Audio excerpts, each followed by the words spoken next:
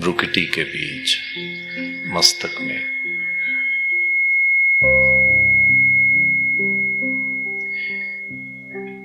एक प्रकाशमय ज्योतिष स्वरूप को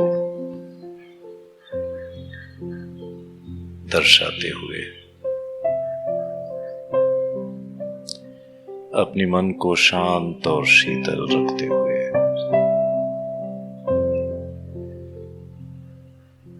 हम योग के इस अभ्यास में आगे बढ़ेंगे।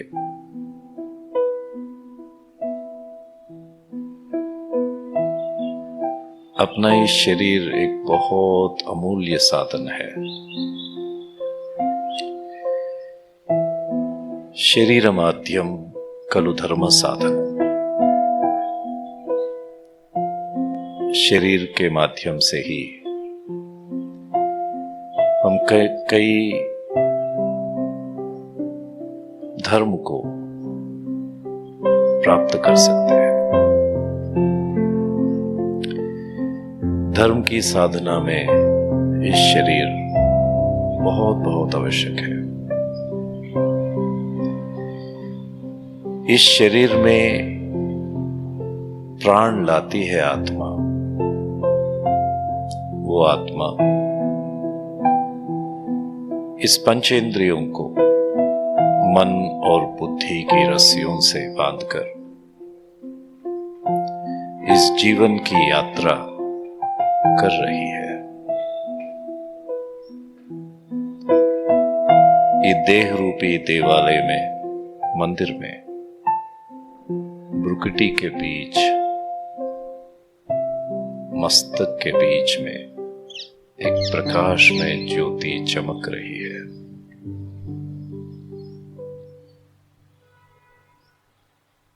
मैं इस धरा पे अवतरित हुई एक श्रेष्ठ आत्मा हूं।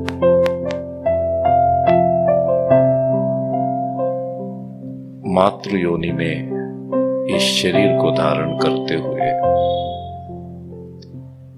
मैं अपनी जीवन की यात्रा में आगे बढ़ रहा हूं। हर दिन अनेक विचारों के बीच, अनेक संकल्पों के बीच, अनेक कार्यों के बीच मैं अपनी इस यात्रा में अग्रसर रहता हूं।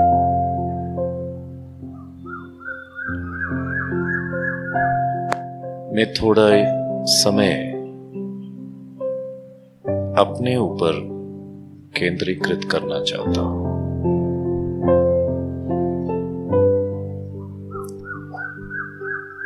शांत रहना मुझे बहुत अच्छा लगता है।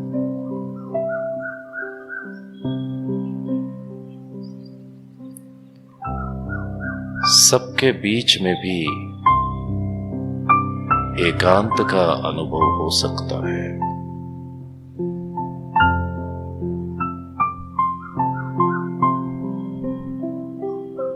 मैं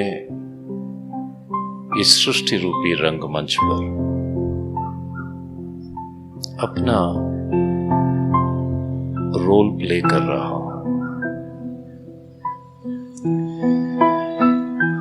मैं अपने आप को एक साक्षी भाव से देखने की कोशिश करता हूं तो मेरे अंदर की अच्छाइयां भी मुझे दिखती है, मेरी कमी कमजोरियां भी मुझे दिखती है।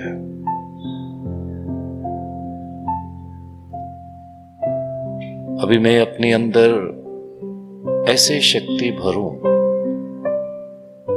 कि मेरे हर श्रेष्ठ संकल्प सिद्ध हो।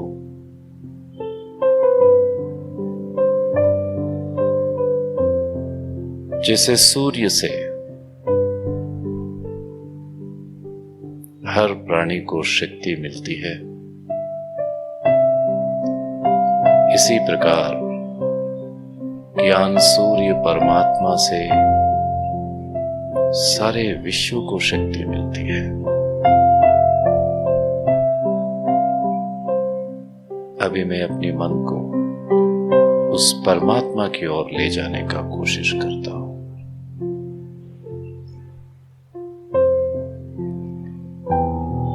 इस भ्रुकुटी के बीच में चमकती हुई इस ज्योति को दर्शाते हुए मैं संकल्प लेता हूं इस आत्म ज्योति को परम ज्योति परमात्मा से मिलाने की।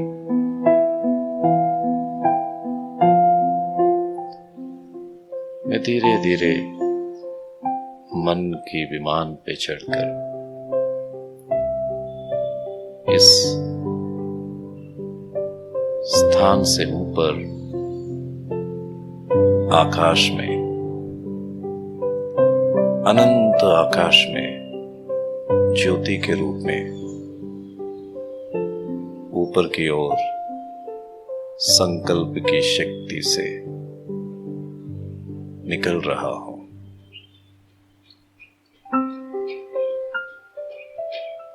आकाश तत्व को पार करते हुए इस सूरज चांद सितारों को भी पार करते हुए मैं अनंत प्रकाशमय की दुनिया,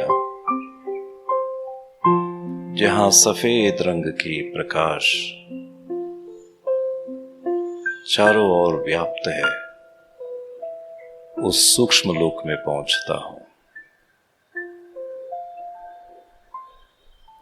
और ऊपर जाते हुए अनंत ब्रह्मांड की उस ओर, जहां परमात्मा निराकार ज्योतिर्बिंदु स्वरूप, जिसे परम शिव कहा जाता है, वो परम पिता परमात्मा की ओर मैं बढ़ रहा हूं। यहां सर्वत्र शांति ही शांति है, प्रकाश ही प्रकाश है।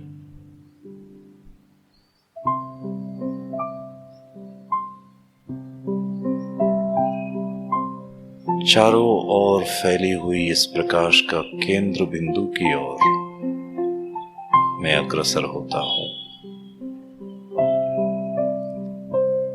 एक ज्योति रूप में मैं उस प्रकाश के केंद्र स्थान की ओर बढ़ रहा हूं।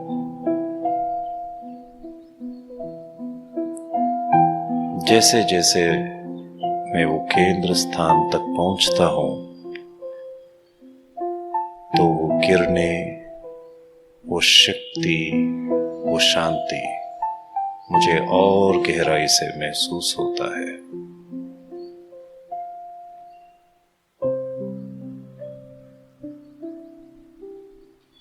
उस केंद्र स्थान में, परम धाम में, एक दिव्य तेजोमय प्रकाश में ज्योति बिंदु स्वरूप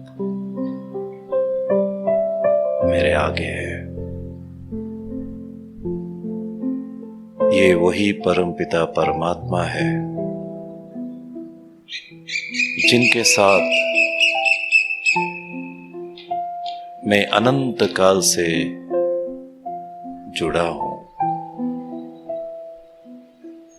ये परम धाम परमात्मा का धाम है और मुझ आत्मा का भी धाम है।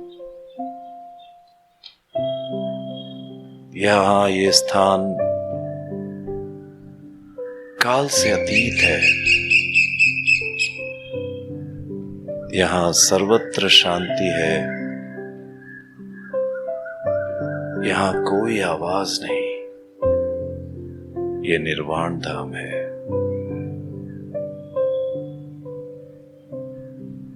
परमात्मा शांति के सागर है।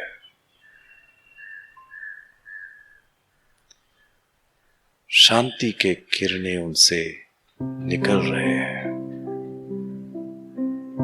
मैं उस शांति को बहुत ही स्नेह से और प्यार से अपने में समा रहा हूं। परमात्मा पवित्रता के सागर है। परमात्मा के संग में मैं भी परम पवित्र बन रहा हूं। परमात्मा प्यार के सागर है। परमात्मा से वो प्यार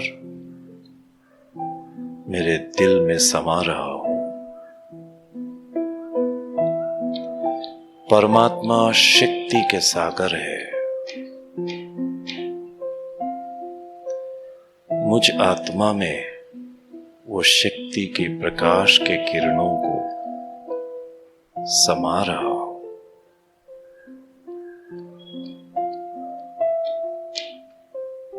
ये अनुभव कितना निराला,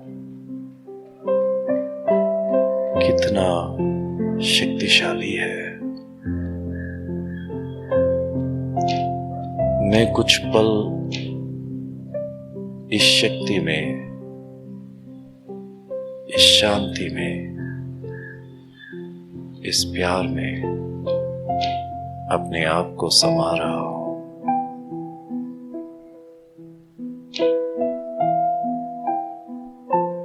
मुझे इस शक्ति के साथ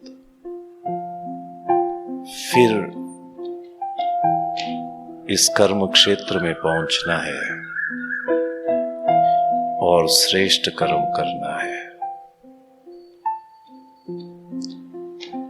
मैं परमात्मा से प्यार से मिलते हुए, शक्ति भरते हुए फिर इस साकार लोक में, इस दुनिया में श्रेष्ठ कर्म करने के लिए निकलता हूं। उस परम धाम से फिर सूक्ष्म लोक में, सूक्ष्म लोक से फिर इस धरती की ओर, आकाश तत्व से भूतत्व की ओर मैं बढ़ रहा हूं।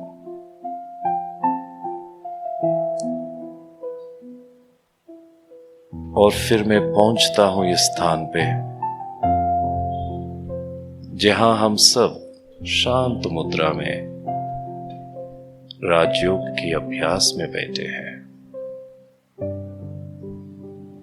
मैं अपने आप को देखता हूं शांत मुद्रा में विराजमान हूं और धीरे धीरे फिर ज्योति के रूप में मैं फिर मस्तक सिंहासन पर पहुंचता हूं। फिर नयनों के बीच, मस्तक के बीच फिर वो ज्योति को दर्शाता हूं मन के नेत्र से।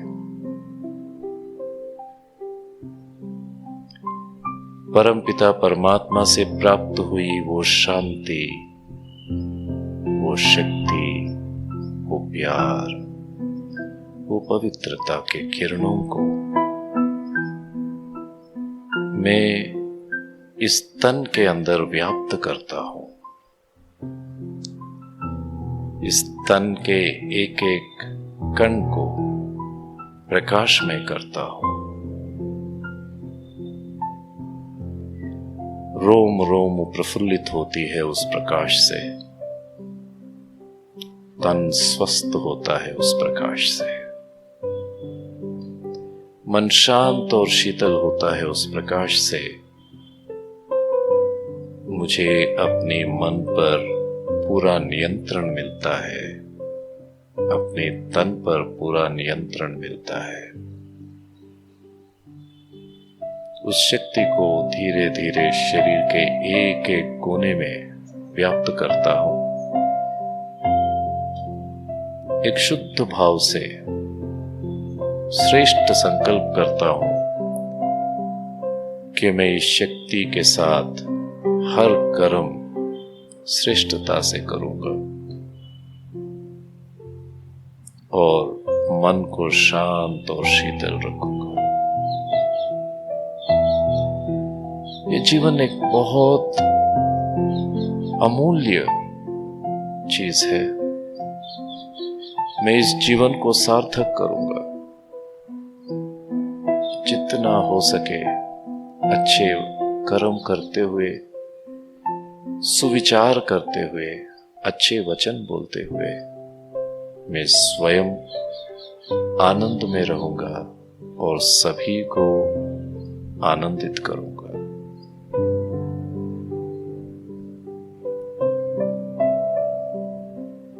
थोड़ा समय शांति में जीवन की इस अमूल्य समय को सफल करते हुए परमात्मा की याद में शांति में 2 मिनट बैठेंगे।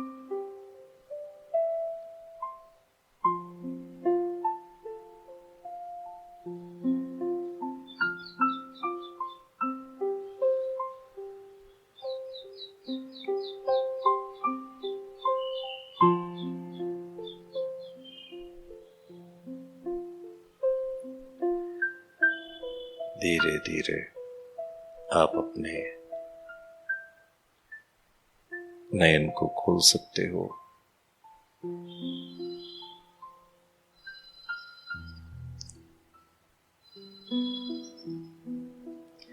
ओम शांति।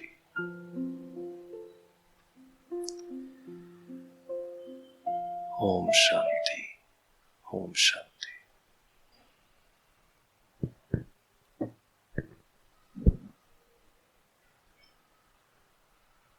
Disconnected. थोड़ा समय हम मन को गाइड करते हैं तो मन कितनी अच्छी तरह से कोऑपरेट करता है ना? भल कंसंट्रेट करने में थोड़ा बीच बीच में मन इधर उधर गया भी होगा, मगर थोड़ा अभ्यास से मन को गाइड करते हैं तो मन उस प्रकार उसी रीति से चलना शुरू कर देता है। हमारे पास जो मन रूपी साधन है वो बहुत बहुत पावरफुल है। जहां हम मन को एकाग्र करते हैं वहां की शक्ति हम अंदर पा लेते हैं। देखिए, impermanency is an existential reality। माना कोई भी शाश्वत नहीं है। हर चीज एक्सपायरी डेट के साथ ही मैन्युफैक्चर किया जाता है।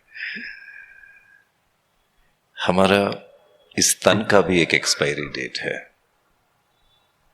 जो भी स्थूल रूप में बनता है उस हर चीज का एक एक्सपायरी डेट है।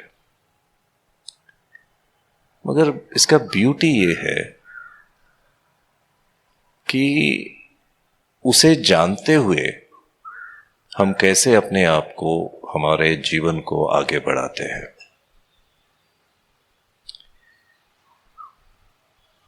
जिस व्यक्ति को संकल्प है कि मैं हर अवस्था में, हर परिस्थिति में खुश रहूं, उसे कोई भी दुखी नहीं कर सकता।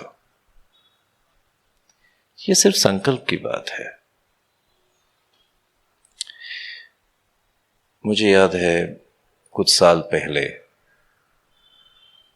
मेरे एक मित्र ने कहा कि हमारे परिवार में कुछ घटना ऐसी घटी जिसमें सारा परिवार दुखी हो गए हैं। थोड़ा एक बार आप मिलने आइए। तो फिर जाना हुआ। उस घर में थोड़ा समय, एक 1 मंथ पहले, 1 महीना पहले उन घर में एक शादी हुई थी। वो भी एक लव मैरिज था। मगर 1 महीने के बाद के जो हस्बैंड था, एज समवेयर अराउंड 27-28 इयर्स का था, उसको कैंसर हो गया है। और वो भी फाइनल स्टेज के कैंसर। फिर मुझे वहां लेके गए उनसे मिलने के लिए। तो फिर मुझे समझ में नहीं आया मैं क्या कहूं। डॉक्टर्स ने कह दिया कि कीमोथेरेपी कराना वेस्ट है, आप कुछ भी कराओगे तो और पेन बढ़ेगा आपको। जो भी करना है आपके पास 2 महीने का समय है, अगर आप ट्रीटमेंट कराना चाहते हो करेंगे, मगर उससे कोई फायदा नहीं है, फाइनल स्टेज क्रॉस कर चुका है। अब नया नया शादी जीवन, उनका सारा जीवन आगे बढ़ा हुआ है, कई प्रकार की एक्सपेक्टेशंस है लाइफ के, मगर सडनली लाइफ उनको एक ऐसे स्थान पर खड़ा कर दिया। अब वो सारा परिवार का दुख का माना अपार दुख है, सब बहुत सफर कर रहे हैं। अब ऐसे सिचुएशन में जब हम जाते हैं तो क्या कहते हैं, क्या कह सकते हैं? कुछ नहीं बोल सकते। मैं साइलेंटली बैठा, एक थॉट्स नहीं आ रहे। फिर मैंने मेडिटेशन किया, परमात्मा से कहा आप मुझे यहां ले आए हो, इनको मैं अभी क्या कहूं। फिर धीरे धीरे वो अपने सिचुएशन बताते गए, मैं साइलेंटली सुनता गया, सुना उनकी जो भी दुख भरी बातें हैं, दर्द की बातें जो भी है सुना। सुनने के बाद कुछ एक अच्छी बातें माइंड में आई, फिर उनको वो शेयर किया। वो बातों को हम डिस्कस करेंगे, मगर उसके बाद 1 साल के बाद फिर वो मिले ना। 1 साल के बाद मुझे एक माउंट आबू में वो बहन मिली और वो बहुत खुश है, बहुत हैप्पी है। फिर मैं उनसे बात किया, मैं समझा कि शायद वो बच गया है। फिर मैंने पूछा कि कैसे हैं भाई, कहाँ है, क्या है, वो बच गए क्या? तो फिर बताए कि नहीं, वो देहांत हुआ है उनका। आपको भी लगा होगा देहांत जब हो गया तो ये क्यों खुश है। हमने उस समय कुछ बातों की ऐसी चर्चा की जो वो सडनली उस समय स्ट्राइक हुआ था, जो बहुत गहरी थी। जैसे कि आज हम उनसे जब बात कर रहा था तो आपको लग रहा है कि ये 2 मास में ये चले जाएगा। क्या आप कभी सीजन जब बदलता है ना, रेनी सीजन स्टार्ट होने से पहले, उस समय छोटी छोटी चींटियों को पंख आ जाते हैं। कभी आपने देखा? स्पेशली विलेजेस में ये दिखने में आता है। छोटी छोटी चींटियां जैसे रहती है, उसको पंख आ जाते हैं। और जो स्ट्रीट लाइट्स होते हैं, वो स्ट्रीट लाइट्स के आसपास में वो सारी रात घूमते रहते हैं, है ना? देखे कभी? सारी रात और थकते नहीं है, सारी रात वो उड़ रहे हैं। और सुबह जब आप आके देखते हो तो क्या दिखता है? वो सब नीचे गिरे पड़े, मरे पड़े हैं, है ना? उनका लाइफ कितना है? 1 रात का लाइफ है, सिर्फ 1 रात का। मगर वो जीते कैसे हैं? 1 रात में ही उनको एक शाम को ही पंख आए हैं, सुबह सारे पंख टूट गए हैं और फिर वो मर गए हैं। मगर 1 रात उन्होंने ऐसे जिया जीवन अपना कि वो भरपूर हो गए थे लाइफ का, पूरी तरह से लाइफ को कंप्लीटली वो एड्रेस किए, पूरी तरह से जी लिए। और प्रकृति में आप देखते हैं कई प्राणी हैं जिनका लाइफ स्पैन बहुत कम है। तितलियां हम देखते हैं कितने खुश रहते हैं, उसका लाइफ स्पैन कितना है? 15 दिन, 16 दिन। मगर वो 15 दिन, वो 16 दिन ऐसे जीते हैं कि वो बहुत ही हैप्पीली। आप कभी देखा बच्चे पीछे दौड़ते हैं तितलियों को पकड़ने के लिए? क्यों दौड़ते हैं बताइए? तितलियों को पकड़ने के लिए क्यों दौड़ते हैं?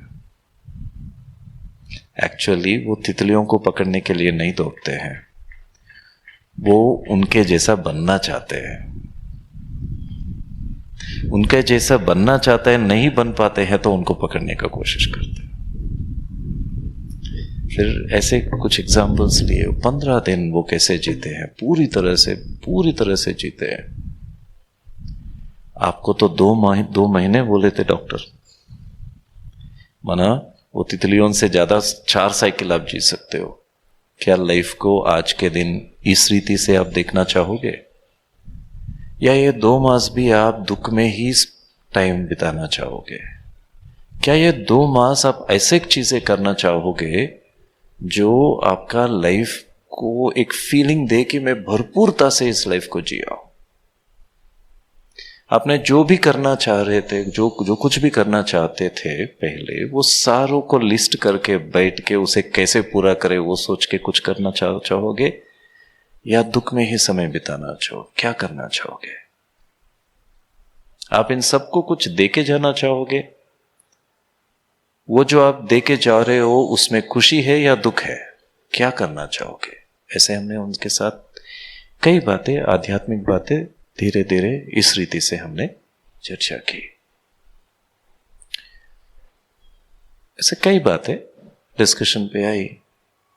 फिर बाद में पता चला कि वो भाई देह को छोड़ते समय बिल्कुल दुखी नहीं हुआ है, और वो 2 मास थोड़ा भी समय वेस्ट नहीं किया। हर चीज, हर तरीके से खुद भी खुश रहा, सारे परिवार को भी खुश रखा। सारा परिवार को पता है 2 मास में शरीर छोड़ना है, मगर इनका व्यवहार ऐसा रहा कि वो बात को सब लोग भूल गए हैं और सारा घर में माहौल ही बदल गया। और ये बहन को भी ऐसा नहीं लगा कि मैं अपना जीवन, आगे का जीवन क्या रहेगा, वो उससे बाहर निकल गई है। बहुत ही प्रसन्नता से उन्होंने इनिशिएटिव लेके ऐसे वांटेडली अच्छी तरह से एक माहौल बनाया। फिर लास्ट में इनका देहांत हुआ। देहांत के समय में भी दुख, दर्द के बिना, दर्द तो है, पेन इज मैंडेटरी, शिवानी बहन अभी बता रहे थे, याद दिला रहे थे, pain is mandatory, suffering is optional. उसने वो ऑप्शन को चुना। Life is very very precious. We don't know when the last time comes. कब अंत समय आएगा किसी को भी पता नहीं है। हम समझते हैं कि हम ओनर्स है, हम ओनर्स नहीं है। क्या है हम? ओनर्स है? क्या है? यूजर्स है या ओनर्स है? वे टेनेंट्स है, सिर्फ यूजर्स है। मुझे ये बात बहुत अच्छी लगती है। मैं कई बार, शायद 2 दिन पहले भी ये बात शेयर की। परदादा का खेती थी, वो कह रहे थे मेरा खेती। दादाजी आए, उनका जनरेशन कहता था वो मेरा खेती। फिर उसके बाद पिताजी आए, वो कहते हैं कि ये मेरी है। फिर उसके बाद हमारा है, हम कह रहे कि हमारी है। फिर कल के दिन कोई और कहेगा, मगर वो धरती हंस रही है। ये ओनर्स कैसे हुए? जो चेंज हो रहे हैं वो ओनर्स कैसे हुए? ओनर्स नहीं है, हम यूजर्स है। ये समझ जब आ जाती है, हम लूजर्स नहीं बनेंगे लाइफ में। यूजर्स है, ओनर्स नहीं है। We are using things. ये डिटैचमेंट जब डेवलप हो जाएगा ना, लाइफ को बहुत हैप्पीली, ओके, एक्सेसिव एक्सपेक्टेशंस, बहुत मिनिमल एक्सपेक्टेशंस के साथ गेटिंग स्टेज से निकल के गिविंग स्टेज पर आके जीवन जीना शुरू कर देंगे। ये गेटिंग स्टेज में फंस जाते हैं हम। हर चीज, इसीलिए हम हर चीज में गिव एंड टेक कहते हैं। इन्वेस्टमेंट में क्या होता है? Investment and returns. इन्वेस्टमेंट में पहले क्या होता है? पहले देना पड़ता है ना, इन्वेस्ट करना पड़ेगा ना। हम दुनिया में तो सीख लिए इन्वेस्टमेंट करना। कभी कभी रिलेशनशिप्स में इन्वेस्ट नहीं कर पाते। कहते हैं give respect so you will get respect. आप देंगे तो आएगा। हर चीज ऐसा ही है जीवन में। हाँ, थोड़ा ट्रांजैक्शनल लगता है, मगर मन थोड़ा एबेंडेंस में हम रख लेते हैं तो देने में खुशी जब हम टेस्ट कर लेते हैं ना, देने का जो खुशी है वो प्राप्त करने में उतना नहीं रहेगा। इसको ही डिफाइन किया गया आनंद और सुख के रूप में। आनंद और सुख में फर्क है, होगा तभी तो दो डिफरेंट शब्द है।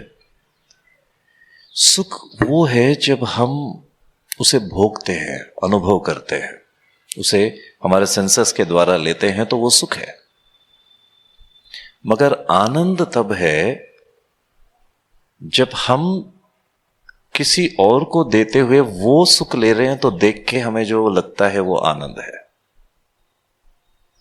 फॉर एग्जाम्पल, एक स्टूडेंट है, वो भोजन खा रहा है किसी, उस समय उसको स्कूल पे देखा कोई बहुत दूसरे व्यक्ति है जिनको नहीं मिल रहा है, उनको शेयर किया तो क्या मिल रहा है? खुद खा रहा है तो क्या मिल रहा है? सुख मिल रहा है। किसी और को दे रहा है, वो खा रहा है, ये देख रहा है तो क्या मिल रहा है? आनंद मिल रहा है। आनंद शाश्वत है, सुख टेम्पररी है। कैसे? सुख में हमें नेक्स्ट डे आज खाए हैं तो शाम को फिर चाहिए ना, सुख अगेन और एक बार चाहिए। मगर आनंद एक ऐसी चीज है, आप लाइफ लॉन्ग कभी भी कोई भी सैक्रिफाइस के साथ किया हुआ कर्म को आप याद करोगे तो जिंदगी भर जब भी आप आनंद, जब भी उस सीन को याद करोगे तो फिर वो आनंद आपको अनुभव होगा।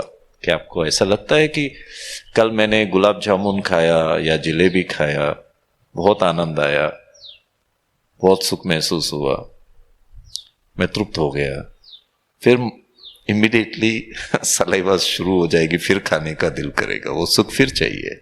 मगर एक आनंद एक ऐसी चीज है जो औरों को देने में प्राप्त हो जाता है।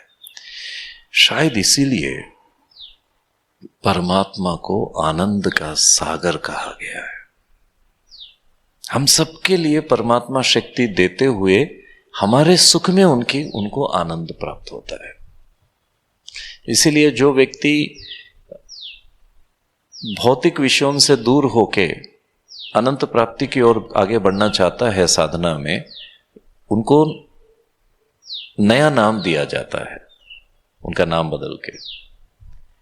उनका नाम उदाहरण के तौर पर विवेकानंद, आनंद आया है ना, परमार्थानंद, आनंद आया है ना अंत में। माना हम कहां भाग रहे हैं लाइफ में? सुख की ओर भाग रहे हैं, ले रहे हैं, सुख भी लीजिए मगर सुख के साथ आनंद को मत भूलिए। आनंद को लाइफ में इंटीग्रेट करना बहुत बहुत जरूरी है। योग हमें इस चीज को सिखाता है। योग हमें जीते जी डिटैचमेंट सिखाता है। कभी कभी हम खुद के सक्सेस से इतना अटैच हो जाते हैं कि औरों के सक्सेस में जो सुख मिलना चाहिए, आनंद मिलना चाहिए, वो मिस हो जाता है। अब देखिए, कुछ लोग ऐसे हैं प्रकृति में, विश्व में, जो सदा आनंद में रहते हैं। माँ बाप, माता पिता जब बच्चों को कुछ करते हैं ना, बच्चों के लिए कुछ करते हैं, तब उनको क्या मिलता है? क्या मिलता है? सुख मिलता है या आनंद मिलता है? आनंद मिलता है। अब एक बार आनंद टेस्ट करते हैं तो आप देखिए, माँ कभी भी खुद भी नहीं कहेगी पहले बच्चों को सबको खिलाएगी, उनके सुख में इनको आनंद मिलेगा तब अपने लिए सोचते हैं। मना औरों को पहले रखने की संस्कार आ जाता है आनंद से। ऐसे कई गुण हैं, उन गुणों को हम समझते हुए अपने जीवन में एडॉप्ट करना जरूरी है। उदाहरण के रूप में एकांत है, एकांत में सुख है, एकांत में आनंद है। और एक शब्द है जिसको हम कहते हैं अकेलापन। अकेलापन में, लोनलीनेस में और सॉलिट्यूड में क्या फर्क है? सिचुएशन, सर्कमस्टेंसेस दोनों का एक ही है। वहां भी कोई नहीं है, यहां भी कोई नहीं है ना? मगर इसको एकांत कहा जा रहा है, वहां पर अकेलापन कहा जा रहा है। क्यों? इसमें दुख है, इसमें डिस्टरबेंस है, इसमें सुख है, इसमें एम्प्टीनेस है, इसमें भरपूरता है। क्या फर्क है इस दोनों चीजों का? सर्कमस्टेंसेस दोनों का एक है, वहां भी कोई नहीं है, यहां भी कोई नहीं है। फर्क क्या है? यहां ये चीज आप चूज करके ला रहे हो, यहां आप अपने लिए समय निकाल रहे हो, यहां पर आप, यहां भी कोई नहीं है मगर आप रिजेक्टेड फील कर रहे हो, यहां पे लोनलीनेस फील कर रहे हो। अगर हम कुछ ऐसा करें, कुछ ऐसा सोच में बदलावट ऐसा लाए जो ये लोनलीनेस एकांत में बदल जाए, जो कुछ ऐसे अनफेवरेबल सिचुएशंस है लाइफ के, उसको भी हम अपने ताकत में क्या बदल सकते हैं? पॉसिबल है? नहीं लग रहा है ना? ट्राई करें। जब उसको एंजॉय करना शुरू करेंगे, आप क्या डिस्क्राइब कर रहे हो उसको? How are you defining it? बहुत समय के बाद मुझे अपने लिए समय मिला है, ऐसे अगर डिफाइन करते हो तो you start feeling good about yourself. वो सिचुएशन आपको एडवांटेज के रूप में दिखेगा। उसके बजाय आप उसको डिफाइन करते हो कि मेरे पास अभी कोई नहीं है मेरे लिए, तो वो दुखद होगा। लाइफ एक ऐसी सिचुएशन है जहां पे हमें हर स्थिति का अनुभव कराएगी। ऐसे नहीं कि कभी आप सदा ऊपर रहोगे, ऐसे नहीं कभी आप सदा नीचे रहोगे। ये लाइफ का ग्राफ कभी ऊपर जाएगा और कभी नीचे भी आएगा। जब लाइफ का ग्राफ ऊपर जा रहा है तो मन भी ऊपर जा रहा है, मगर जरूर वो ग्राफ जब नीचे आ रहा है तो मन, अगर लाइफस्टाइल और मन उसके साथ नीचे नहीं आया तो प्रॉब्लम हो जाएगा। या लाइफ का ग्राफ पूरी तरह से नीचे आ गई है, मन भी उसी तरह नीचे डिप्रेस हो गया है, मगर ये लाइफ का ग्राफ ऐसा ही नहीं रहेगा ना। कल के दिन थोड़ा सा फिर ऊपर आ रहा है, मगर मन ऊपर नहीं आ पा रहा है, यहां पर ही है, वो डिप्रेशन है। लाइफ चेंज हो रहा है, फिर ऊपर आ रहा है, उसके साथ भी हमें ऊपर जाना है। ये भी परमानेंट नहीं है, वो भी परमानेंट नहीं है। दोनों के बीच में अगर मन को रख सकते हैं तो स्टेबल है। ऊपर जा रहा है लाइफ का ग्राफ, बहुत एक्साइटेड हो रहे हैं, ओवरवेलमिंग जॉय हो रहा है, बहुत खुश हो रहे हैं। सडनली नीचे आ रहा है तो डिप्रेस हो जाएंगे। मध्य स्थिति, ऊपर जा रहा है तो ऊपर नहीं उड़ रहे हैं, नीचे आ रहा है तो नीचे नहीं जा रहे हैं। दोनों के बीच में मन को रख पाना स्थित प्रज्ञता है। राजयोग हमें वो सिखाता है। सबके बीच में रहते हुए एकांत सिखाता है, एकांत में रहते हुए भी सबके साथ रहना सिखाता है। सक्सेस में भी नम्रता सिखाता है, फेल्यूर में भी कॉन्फिडेंस दिलाता है। फेवरेबल सिचुएशंस में भी स्टेबल रहेंगे, अनफेवरेबल सिचुएशंस में भी हम नॉर्मल रह पाते हैं। कोई महिमा कर रहा है तो खुश हो रहे, कोई गाली दे रहा है तो फिर उदास हो रहे। अब कब तक ये ऊपर नीचे में भागते रहेंगे? कोई ना एक टाइम आना चाहिए जो लाइफ स्टेबल करे। वो जितना लाइफ में अर्ली ले आ पाते हैं वो स्टेबिलिटी, जितना अर्ली ले आ पाते हैं उतना हम जीवन को एक दिशा दे पाते हैं। देखिए, एक होता है सिचुएशंस के हिसाब से जीवन चलना, नाव भी ऐसा होता है प्रवाह के आधार पर चल रही है। दूसरा होता है हमारे संकल्प के आधार पर जीवन की नाव चलना। एक बार हम बैठ के देखें कैसे चल रहा है जीवन। हर चीज शायद संभव नहीं है, मगर कई ऐसे चीजें जो संभव है, वो जहां भी वो संभव है, उस संभव को हम रियलिटी में बदले। ये हमें राजयोग सिखाता है। योग द्वारा फॉर एग्जाम्पल परिवार में हम है, कई प्रकार के डिफरेंसेस ऑफ ओपिनियंस होते हैं। जब स्ट्रांग डिफरेंस ऑफ ओपिनियंस होते हैं तो कैसे हम व्यवहार करते हैं? जब कभी बहुत स्ट्रांगली किसी को कहना है, डिफर करना है, तो कैसे करेंगे? कैसे करेंगे? बहुत प्यार से करेंगे ना। उनको चॉकलेट देके या उनको जो चाहिए वो देके, उनको अप्रिशिएट करते हुए, आपके ये बहुत अच्छे क्वालिटीज है, I am very proud of you, ये कहते हुए डिफर करते हैं कभी? Can we say come let's have some coffee and let's talk? And strong difference of opinions है, बहुत स्ट्रांग है। जैसे ही मैं स्ट्रांग कह रहा हूं ना, माइंड में इमेजिनेशन में आ रहा है एग्रेशन, इमेजिनेशन में आ रहा है वो एक फोर्स।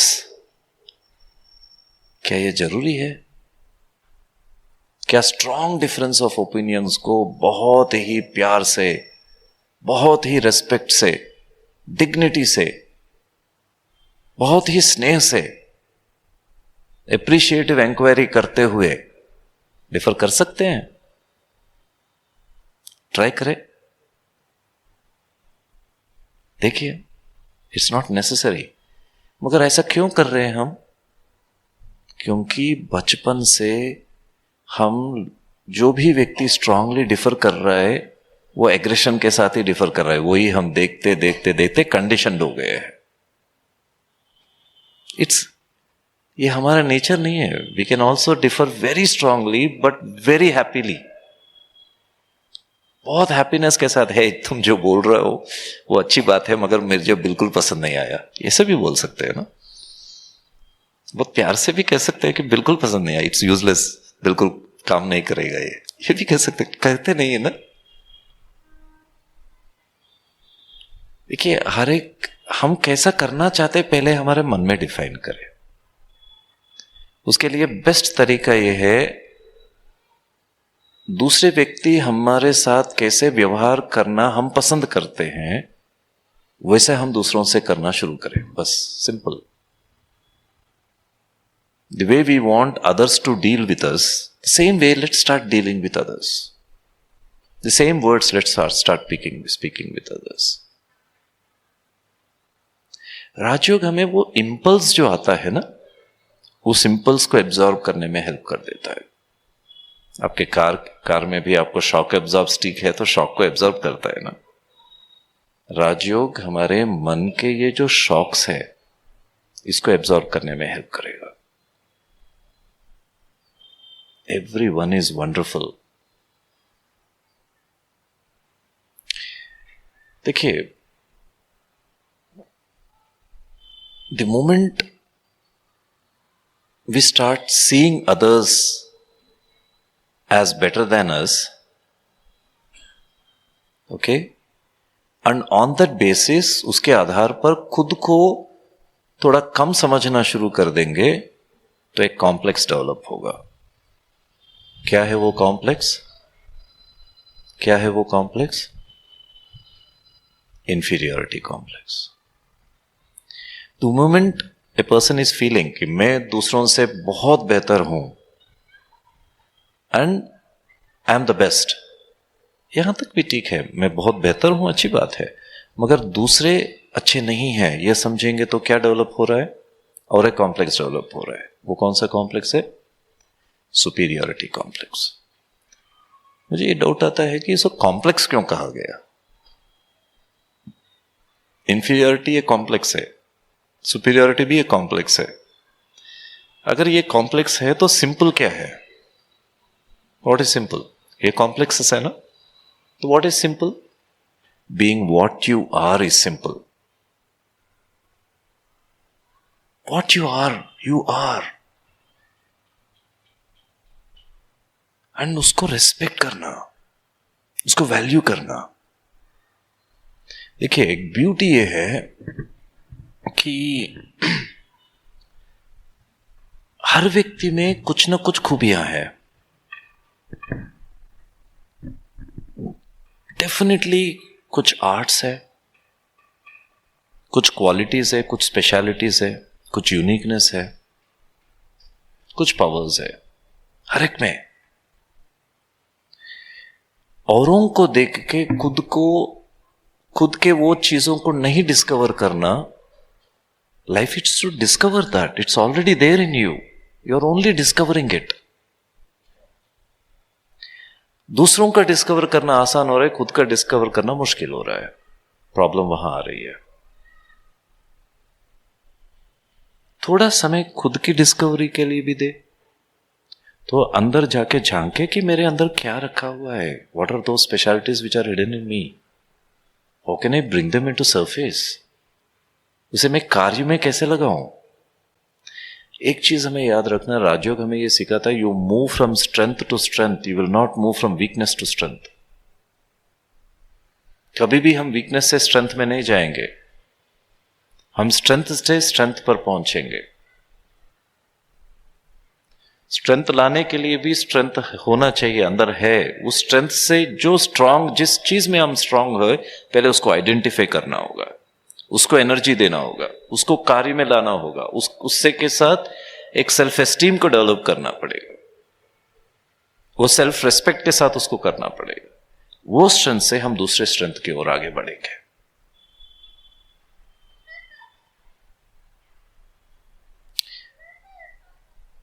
तो राजयोग हमें ये बताता है कि थोड़ा प्रेजेंस ऑफ माइंड से अपने खुद के अंदर जाइए, आपकी क्या स्ट्रेंथ है उसे आइडेंटिफाई कीजिए, फिर उन स्ट्रेंथ्स को आप स्वमान के रूप में कन्वर्ट कीजिए।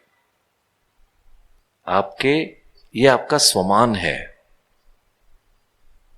These are things of self respect for you.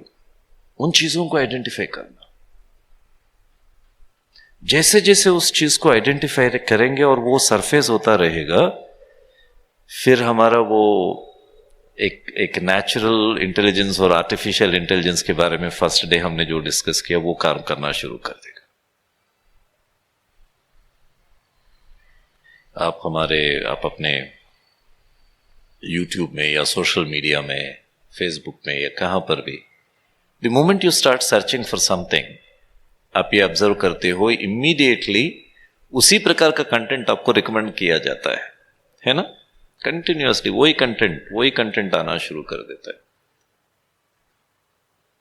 आपने एक चीज को सर्च किया तो फिर कंटिन्यूअसली वो कंटेंट आना शुरू। क्यों आता है ऐसा? क्योंकि आर्टिफिशियल इंटेलिजेंस ऑब्जर्व कर रहा है कि इनको कौन सा प्रेफरेंसेस है, उसी प्रेफरेंस का रिकमेंड कर रहा है। इसी प्रकार से हमारा ये नेचुरल इंटेलिजेंस, हमारा ब्रेन भी उसी प्रकार से काम कर रहा है। हम कुछ चीजों के बारे में सोचते हैं, कोई चीज से कनेक्ट होते हैं, इमीडिएटली ब्रेन अपने अतीत में जाके बचपन से लेकर के अभी तक की जितने भी मेमोरीज है, उन सब मेमोरीज को एक बार छान के आप जो सर्च कर रहे हो या जिस प्रकार की सोच कर रहे हो, उसी प्रकार का कंटेंट और उसी प्रकार के मेमोरीज को पूरी तरह से ढूंढ के आपके आगे सोच के रूप में, थॉट्स के रूप में देना शुरू कर देता है। मगर आप कुछ अच्छा सोच रहे हो तो उसी प्रकार के रिकमेंडेशंस आएंगे। आप कुछ बुरा सोच रहे हो तो बुरा रिकमेंडेशंस आना शुरू हो जाएगा। उसके ऊपर फिर कंट्रोल नहीं आ पाएगा। जब कोई सोचते हैं कि मेरे सोच बहुत ज्यादा चल रहे हैं, मुझे क्या करना चाहिए, उसमें ही हमें समझ में आ रहा है सोच बहुत ज्यादा चल रहे हैं, ये कंप्लेन के रूप में आ रहा है, तो उसका मीनिंग ये है कि वो सोच ऐसे हैं जो सुखद नहीं है। अगर वही सोच बहुत सुखद वाले सोच है, कंटिन्यूअसली आ रहे, तो व्यक्ति करेगा मेरा जीवन बहुत अच्छा चल रहा है। मतलब पॉजिटिव सोच नहीं आ रहा है, नेगेटिव सोच आ रहा है। तो क्या करना चाहिए? हमें शिफ्ट करना चाहिए। कैसे शिफ्ट करना चाहिए? कुछ ये इनवॉलेंटरीली हो रहा है, ऑटोमेटिकली हो रहा है, ऑटोनॉमसली हो रहा है, उसे हम गाइडेड मेडिटेशन के रूप में, गाइडेड मेमोरी के रूप में, ओके, गाइडेड इमेजरी के रूप में हम अपने माइंड को उस तरफ ले जाना चाहिए जहां से हमें शक्ति मिलती है। उन मेमोरीज के साथ कनेक्ट होना चाहिए जहां हमें एनर्जी मिलती है, उस मेमोरीज को ओपन करना चाहिए। जैसे ही हम ओपन कर देते हैं तो फिर वो सारे मेमोरीज आपको आना शुरू हो जाता है। अगर हम कंटिन्यूअसली टीवी चैनल्स में वार न्यूज देख रहे हैं, कंटिन्यूअसली वार न्यूज देख रहे हैं, कंटिन्यूअसली नेगेटिव न्यूज देख रहे हैं, तो क्या होगा? वो पैटर्न बनता जाएगा। वो पैटर्न में हम फंस जाते हैं। ये पैटर्न्स बहुत इंपॉर्टेंट है। हमें इसे एक छोटा सा एग्जाम्पल के साथ समझेंगे। ये कभी डिस्टरबेंस नहीं है। हम जब सोचते हैं डिस्टरबेंस है, डिस्टरबेंस है। अगर हम सोचते हैं उसको भी हम कन्वर्ट कर सकते हैं, हर चीज को हम कन्वर्ट कर सकते हैं। एक एग्जाम्पल लेते हैं। अगर कुछ एक अपार्टमेंट्स ऐसे हैं, इसके बगल में से एक रेलवे ट्रैक अगर जा रही है और आप अपने रिश्तेदारों के घर में पहुंचते हो, तो वो हर आधा घंटे में, हर हाफ एन आवर में, 15-20 मिनट में एक ट्रेन गुजर रहा है वहां से। आप रात को सोते हो तो आपको नींद आएगा? नींद आएगा? डिस्टर्ब स्लीप होगा ना। जब भी वो जा रहा है तब डिस्टर्ब होंगे। क्यों डिस्टर्ब हो रहे हैं? क्योंकि उसकी जो मूवमेंट है, साउंड है, वो सारा डिस्टर्ब करता है। अगर आप और एक बात, इसी चीज को और एक रूप में हम देखते हैं। यही व्यक्ति जो रेलवे ट्रैक के बगल में किसी घर में पहुंचा है तो डिस्टर्ब स्लीप हो रहा है, ये व्यक्ति वापस जा रहा है घर को, अपने घर को, और वो भी ट्रेन में जा रहा है। अब जब ट्रेन में वो बैठा है, रात को जर्नी है उसकी, अब ट्रेन में नींद आ रही है या नहीं आ रही है? देखिए, यहां कभी कभी का साउंड है, वहां कंटिन्यूअसली साउंड है, फिर भी हम आराम से नींद आ जाएगी। कुछ लोगों को नहीं आएगा, वो अलग बात है, मगर मेजॉरिटी हम सो जाते हैं। इसीलिए तो बर्थ बुक करते हैं ना। यहां पर डिस्टरबेंस हो रहा है, वहां पर डिस्टरबेंस क्यों नहीं हो रहा है? इसका साइकोलॉजिकल गेम क्या है इसका? यहां हम उस चीज को एक्सेप्ट नहीं कर रहे हैं। वहां जब हम गए, वहां क्या कर रहे हैं? उस चीज को एक्सेप्ट कर रहे हैं। अब जब उस चीज को हमने एक्सेप्ट कर लिया, तब आप देखिए ट्रेन का जो साउंड है वो आपको म्यूजिक के रूप में सुनाई देगा, एक रिदम के रूप में सुनाई देगा। वो भी एक म्यूजिक है।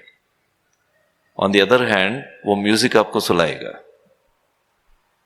जो घर में भी नींद नहीं आया, वहां पर अच्छी तरह से नींद आएगी। क्यों? क्योंकि वो एक्सेप्ट किया। और रिदम, राजयोग हमें जीवन को एक्सेप्ट करना सिखाएगा।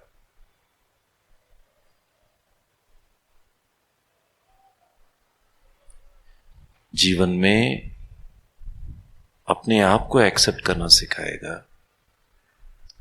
औरों को एक्सेप्ट करना सिखाएगा, सिचुएशंस को एक्सेप्ट करना सिखाएगा।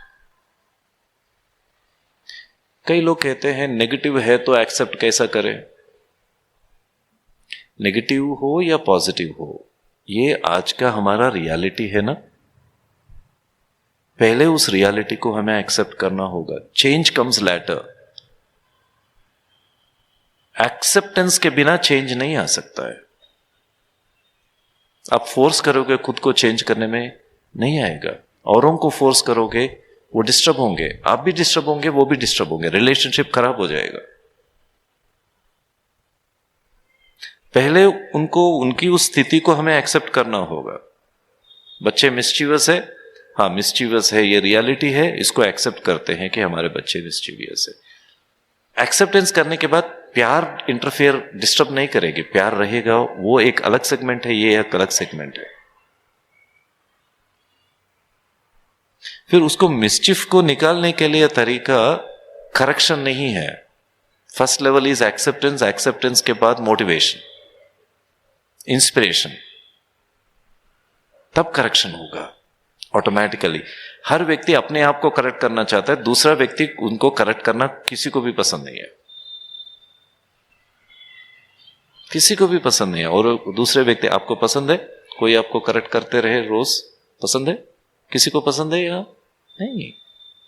You want to take the charge of yourself. आपको एक इंस्पिरेशन आना चाहिए। इंस्पिरेशन के लिए आप कितना भी सुनेंगे, मोटिवेशन के लिए आप कितना भी सुनेंगे, करेक्शन सुनना नहीं चाहेंगे। हर व्यक्ति में ये एक ऑब्स्ट्रक्शन है। फर्स्ट एक्सेप्टेंस देते ही एक शक्ति अंदर आ जाती है। राजयोगा कहती है कि आप पहले एक्सेप्ट करो रियलिटी को, लाइफ की रियलिटी को एक्सेप्ट करो। आप बैठे हो, ये हमारी रियलिटी है आज के दिन, कल कुछ और होगा रियलिटी। आज के इस रियलिटी को हम एक्सेप्ट करते हैं। एक्सेप्ट करने के बाद आप उसको चैनल कर सकते हो। राजयोगा पहले एक्सेप्टेंस देगा, फिर उसके बाद एनर्जी को कैसे चैनल करना है वो सिखाएगा। एक चैनल करना, हमारे पास एक बहुत पावरफुल टूल्स है। हमारे पास थॉट पावर है, हमारे पास इंटेलेक्चुअल पावर है, हमारे पास नॉलेज का पावर है, हमारे पास विजडम का पावर है, एक्सपीरियंस का पावर है। हमारे पास कई प्रकार की पावर्स है। क्रिएटिव थिंकिंग का पावर है, विजुअलाइजेशन का पावर है, इमेजिनेशन का पावर है। कई प्रकार के टूल्स है हमारे पास। हम कुछ विषयों में ऐसे फंस जाते हैं कि वो सारे टूल्स हमें याद नहीं आता है। युद्ध के मैदान में जा रहा है मगर शस्त्र भूल रहा है। सारे शस्त्र है मगर यूज करना नहीं आ रहा है। ऐसा हो जाता है कभी कभी when we get lost into something. Imagine कीजिए, अगर आप एक अच्छा भोजन, पूरा भोजन लिए, बहुत टेस्टी था, बहुत सुखद था, बहुत रिलिश किए, सारा भोजन करने के बाद एक मिर्ची खा लिए, तो क्या होगा? वो स्पाइस का याद रहेगा या वो सुखद भोजन याद रहेगा? कहीं ना कहीं हम लाइफ को भी ऐसा मैसअप कर रहे हैं, बीच बीच में बहुत ज्यादा स्पाइस खा के या खिला के, जिससे जो हैप्पीनेस देने वाली जो बातें हैं वो भी हमें मिस हो जाती है। थोड़ा हम शांत होके कहां पर थोड़ा ट्रैक से कहां हट रहे हैं वो हम ऑब्जर्व कर पाते हैं, तो उसको रियलाइन करना ऑटोमेटिकली आसान हो जाता है। यही राजयोग हमें वो स्थिरता में ले आती है। हमारे जो इनर पावर्स है उसे कैसे यूज करना हमें सिखा देता है। फॉर एग्जाम्पल, आप देखिए, मुझे मेडिटेशन या राजयोग कोई कॉम्प्लिकेटेड चीज नहीं है, बहुत नेचुरल और इजी एक्सपीरियंस है। अगर मैं कहूं हम सब एक 1 आवर से मेडिटेशन ही कर रहे हैं, we are actually doing meditation. सिर्फ वो समय में जब गाइडेड मेडिटेशन था उस समय ही नहीं, अभी भी हम मेडिटेशन में ही है एक्चुअली। कैसे? क्योंकि हम अपनी बॉडी से डिटैच हुए, हमारा सारा फोकस अपनी थिंकिंग पर है। जो भी हम सुन रहे हैं उसे जीवन के साथ कनेक्ट कर रहे हैं, हर चीज को जीवन के साथ कनेक्ट भी कर रहे हैं और करेक्ट भी कर रहे हैं साइमल्टेनियसली। कई बातें साइमल्टेनियसली चल रही है हमारे माइंड में। यह सारा मेडिटेटेड स्टेट ही है। मेडिटेशन कुछ और नहीं है। इसी प्रकार हम अपने मन को कहां जोड़ रहे हैं। जीवन में मन को अगर हम सक्सेस से जोड़ रहे हैं तो सक्सेस की ओर आगे बढ़ेंगे। जीवन में हम मन को फेल्यूर्स के साथ जोड़ेंगे तो फेल्यूर में आगे बढ़ेंगे। साइकोलॉजी में एक कॉन्सेप्ट है reinforcement. Whatever you reinforce that amplifies. हम क्या रीइंफोर्स कर रहे हैं? बार बार हम फेल्यूर्स के बारे में बात करते हैं, फेल्यूर्स के बारे में सोच रहे हैं, उसके साथ ही कनेक्ट हो रहे हैं, उसको रीइंफोर्स कर रहे हैं। वॉट वेंट राइट, उसके ऊपर हम फोकस करेंगे तो इट बिकम्स राइट। हाँ, एनालिसिस करने के लिए करना चाहिए। एक बार एनालिसिस होने के बाद फिर रिपीट कर रहे हैं तो रीइंफोर्स हो रहा है। अनकॉन्शियसली इस कलयुग में हम शायद दुख में रहना पसंद कर रहे हैं अनोइंगली। प्रॉब्लम्स प्रॉब्लम्स प्रॉब्लम्स उसको बार बार दोहराते हुए उसमें रहना में भी सिंपैथी फील कर रहे हैं, सेल्फ के लिए सेल्फ पिटी, या कहीं ना कहीं दुख में भी सुख पा रहे हैं, शायद दुख को एंजॉय करना शुरू कर दिए। ये भी एक अनकॉन्शियस चीज है, हमें अपने आप को ऑब्जर्व करना है। Am I incline towards making myself suffer और am I incline towards making myself better? कहां पर जा रहा हूं? हाँ, फिर राजयोगा हमें हेल्प करेगा, फिर अपने माइंड को स्टेबल करने में, अपनी इमेजिनेशन को, मेरे क्रिएटिव थिंकिंग को ओपन करेगा राजयोग। फॉर एग्जाम्पल, मुझे सडनली मेरे एक टीचर याद आ रहे हैं अभी। हम जब कॉलेज में थे, हमारे एक संस्कृत के प्रोफेसर थे, वो बहुत ही अच्छी तरह से डिस्क्राइब करते थे। The way he used to teach is fantastic. उन्होंने एक लेसन, एक बहुत सुंदर सा लेसन हिमालयों के बारे में हमें समझाया, बहुत इंटरेस्टिंग था। मैं शेयर करूं आपके साथ? Would you like to listen to that? Silent हो गए, कोई रेस्पॉन्स नहीं। आप है या नहीं है यहाँ पे? इतना साइलेंट, इतना शांत मुद्रा में है। कौन कौन सुनना चाहेंगे? हाथ उठाइए। Very good, lovely, thank you. फिर उन्होंने थोड़ा हम चेंज करते हैं, ये थोड़ा इंटरेस्टिंग है। उन्होंने हिमालयों को डिस्क्राइब किया। कालिदास जी का एक बहुत सुंदर सा एक काव्य है जिसमें वो हिमालयों के बारे में डिस्क्राइब करते हैं। उनकी पोएट्री में शुरुआत ऐसा होता है, हिमालयो नाम नगाधि राजा, है ना? जो माउंटेन्स है उन सब में हिमालय एक ऐसा पर्वत है जो राजा जैसा है इन सबके। सूर्योदय से पहले और सूर्यास्त के बाद, यह सारा जो सूर्योदय से ब्रह्म मुहूर्त से लेकर के और सूर्यास्त तक की डिस्क्रिप्शन उन्होंने दिया उस काव्य में। हिमालयों में दिनचर्या कैसी होती है, वहां की वायुमंडल किस प्रकार से होता है, वहां के प्राणी कैसे रहते हैं, इन सब चीजों को बहुत सुंदर रीति से उन्होंने डिस्क्राइब किया। और उनमें जो योगी है, जो ऋषि है, जो मुनि है, ये टर्मिनोलॉजी भी एक बहुत सूक्ष्म है, इसे भी समझना बहुत इंटरेस्टिंग है। ये सब अपनी तपस्या करते हैं। वहां का वायुमंडल को डिस्क्राइब किया, इतना ब्यूटीफुली उन्होंने डिस्क्राइब किया। सुबह सुबह सूर्योदय से पहले, अभी सूर्य का उदय नहीं हुआ है, मगर हिमालयों में सूर्योदय से, सूर्य के किरण, वो ट्विलाइट जो सुबह सुबह आता है, वो ट्विलाइट से भी पहले वो पर्वत इतने ऊंचे हैं कि सूर्य का आने से पहले ही, सूर्य का जो प्रथम किरण धरती पर पहुंचने से पहले पहले ये हिमालय की पर्वत के ऊपर, चोटी के ऊपर पहुंचता है। फिर वो धवल वर्ण में जो हिमालय है वो स्वर्ण वर्ण में आ जाता है, और उनको डिस्क्राइब किया ऐसे लगता है जैसे कि एक सुनहरे रंग की मुकुट वो पर्वत के ऊपर रखा गया है। फिर धीरे धीरे धीरे धीरे सूर्य के किरण आने लगते हैं। फिर हिमालयों में गुफाओं में से कई ऋषि योगी वहां बैठ के ओंकार की ध्वनि उच्चारते रहते हैं। और हिमालयों में सुबह की जो ब्रीज होता है, जो हवा होता है, वो शुरू हो जाती है, और वो हवा इन कंदरों से, गुफाओं से गुजरते हुए एक नाद के रूप में, एक शब्द के, एक विजिल जैसा एक नाद के रूप में वो शब्द बाहर आ रहा है। और उसके साथ साथ ये ओंकार की ध्वनि, ये सब उठ के ब्रह्म मुहूर्त में उठ के ओंकार की ध्वनि उच्चारते रहते, तो वो सारा वायुमंडल ओम की ध्वनि से गूंजते हुए सुनाई देता है।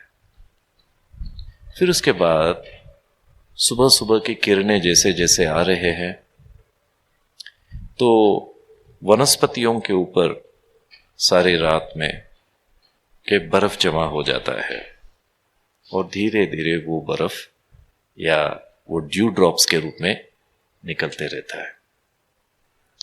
और ये जैसे ही ब्रीज आ रहा है, हवा आ रहा है, तो ये ड्यू ड्रॉप्स में सुगंध, वनस्पतियों का सुगंध आना शुरू हो जाता है। हवा एक तरफ से आ रहा है तो एक प्रकार का सुगंध, दूसरी तरफ से आ रहा है तो दूसरी प्रकार का सुगंध, और वो सारा ही वातावरण सुगंधमय हो जाता है। फिर सूरज का पूरी तरह से आना, फिर ऋषि या जो भी मुनि योगी है वो धीरे धीरे अपने कमंडल लेके और अपना लकड़ी लेके, कमंडल लेके फिर नीचे आते हैं नदियों की तरफ। फिर नदियों की पानी का वर्णन। नदियों के पानी इतनी खुशबूदार होती है वनस्पतियों से गुजरते हुए, और नदियों के पानी ही इतनी ताकतवान है कि वो पीते हैं तो उनका पेट भर जाता है। उसका न्यूट्रिशन जो भी चाहिए या न्यूट्रिएंट्स जो भी चाहिए वो सब नदी में मिलती है। बहुत जैसे कि एनर्जाइज कर देती है। हाँ, वो बॉटल का हिमालय का पानी के बारे में नहीं कह रहा हूं मैं, एक्चुअल हिमालय का। फिर ये योगी वहां स्नान वान करते हैं तो फिर ऊपर निकल के आते हैं और अपने योग तपस्या ये सब चालू। फिर हिमालयों में एक बहुत जैसे कि आकाश में पहाड़ पहुंच गए हैं। जब क्लाउड्स आ जाते हैं, मेघ आ जाते हैं, तो वो आके हिमालयों को हिट करते हैं।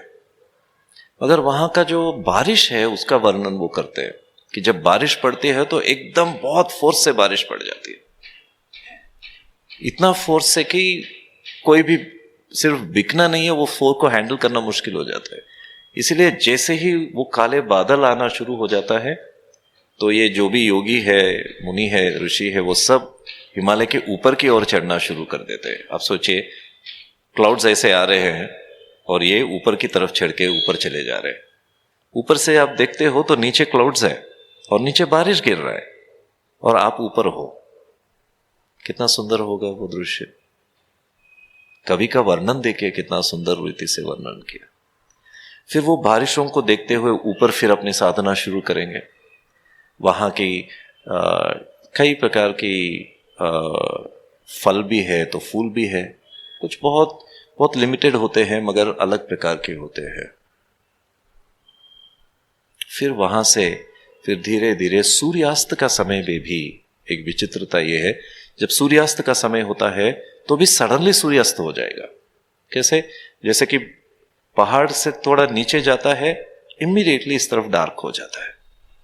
तो ये पहाड़ के ऊंची चोटी तक पहुंचते हैं, फिर सारे अंधकार में फिर ये अपने गुफाओं की तरफ चलना होता है। फिर वो कैसे चलेंगे गुफाओं की तरफ? रास्ता कैसे ढूंढेंगे? इतना अंधकार, पूरी तरह से अमावस्या जैसे हो जाएगा, पूरी तरह से अंधकार हो जाएगा। तब एक बहुत ब्यूटीफुल डिस्क्रिप्शन उन्होंने किया। आकाश में पूरी तरह से तारे दिखने लगते हैं। इतने तारे, कॉस्मोस पूरा, आर्टिफिशियल लाइट कुछ भी नहीं है। देखिए, आप इमेजिन कीजिए, कोई आर्टिफिशियल लाइट नहीं है। आकाश कितना सुंदर होगा, सारा कॉस्मोस दिख रहा है।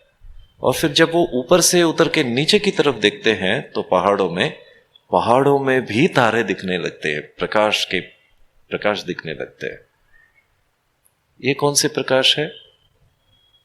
वहां की वनस्पतियों की प्रकाश। सारे वनस्पतियां रात को ग्लो करती है। तब ये ऋषियों ने फिर वापस अपना पास गुफाओं में पहुंचने के लिए एक फूल उठाते हैं हाथ में, एक वनस्पति की फूल को अपने हाथ में आता है। उसमें से जो प्रकाश निकल रहा है वो प्रकाश को देखते देखते देखते देखते टॉर्च जैसा यूज करते हुए वो अपने गुफाओं में पहुंचते हैं। इस प्रकार से कई डिस्क्रिप्शंस थे, थोड़ा आपके आगे रखा हूं। ये हुआ हिमालयों का डिस्क्रिप्शन। अब मुझे आप बताइए, ये सुनते समय आप कहां थे? कहां थे आप? पहुंच गए ना? वहां पे पहुंच गए। देखिए, आप एक बार याद कीजिए, जब ये कहा जा रहा है कि ड्यू ड्रॉप्स गिर रहा है और उसमें से सुगंध आ रहा है और हवा से वो सुगंध पहुंच रहा है, तो सबकॉन्शियसली आपको कुछ सुगंध जरूर याद आया होगा, कोई ना कोई सुगंध। जब वो ऋषि योगी पूरे ओंकार की ध्वनि कर रहे हैं तो आप भी ओंकार की ध्वनि सुन रहे थे। जब वो पानी में आ रहे, नहा रहे, आप भी उनके साथ पीछे फॉलो कर रहे थे। जब बारिश गिर रहा था, जब वो काला बादल आपने देखा ना, और वो बारिश गिर रहा है और ये ऊपर भाग रहे, तो आप भी भाग रहे थे उन लोगों के साथ। और ऊपर से जब देखते हैं तो नीचे बारिश गिर रहा है, तो कितना वो सुंदर दृश्य है, हम ये कह रहे थे, तो आप ऊपर से देख रहे थे ना। और रात का समय रास्ता ढूंढने के लिए आकाश के बारे में सोचे तो आकाश दिख रहा था। फिर हमने ये सोचा कि घर कैसे पहुंचे गुफा के पास। आप अपने यहाँ पुणे के अल्मोड़ा के घर भूल गए, आपको गुफा ही याद था, अभी गुफा में पहुंचना है, कैसे पहुंचेंगे ये भूल गए आप। तो गुफा में कैसे पहुंचे उसकी याद चल रही थी ना। तब वो लोग ऐसे हाथ में वो लेके चल रहे थे, आप भी उसको पकड़ के आप भी निकल रहे थे उसके साथ। यही योग है, यही मेडिटेशन है। मेडिटेशन कुछ और नहीं है, योग कुछ और नहीं है। योग में दो चीज है। जब दो चीजों को हम मिलाते हैं तब योग है। कभी वो संयोग से मिल जाता है, कभी संकल्प से मिल जाता है। अभी हमारा योग थोड़ा समय में किसके साथ था? हिमालयों के साथ था।